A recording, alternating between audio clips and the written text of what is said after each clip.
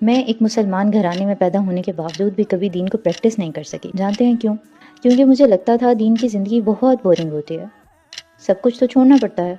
یعنی میوزک، ناچ گانا، انجوائمنٹ، نائٹ آؤٹس، اور پھر دین پہ چلنے والوں کی آمدنی کا بھی بڑا مسئلہ ہوتا ہے، کتنی چیزیں دیکھنی پڑتی ہیں نا۔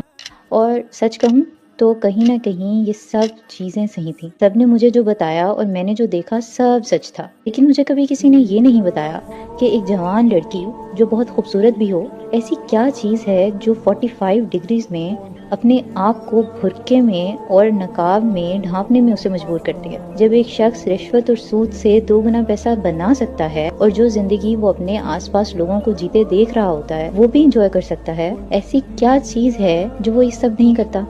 ایک شخص جو ارجیت سنگھ اور عاطف اسلم کے گانوں کا دیوانہ ہو، گٹار بجانا جس کی ہابی ہو، وہ یہ سب چھوڑ کر ایک صدیوں پرانی کتاب جس کے معنی بھی اسے شروع میں نہیں سمجھ میں آتے وہ سننے لگتا ہے، وہ پڑھنے لگتا ہے۔ ایسی کیا چیز ہے جو اسے یہ سب کروا دیتی ہے؟ ایک عورت جو کسی کے لیے اپنی کلائی تک کاٹنے کو تیار ہے، وہ کیسے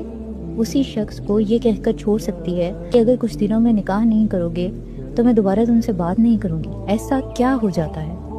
یہ مجھے اس وقت سمجھ آیا جب میں نے 20 دفعہ پہنا ہوا وہی حجاب ایک اور بار اڑا،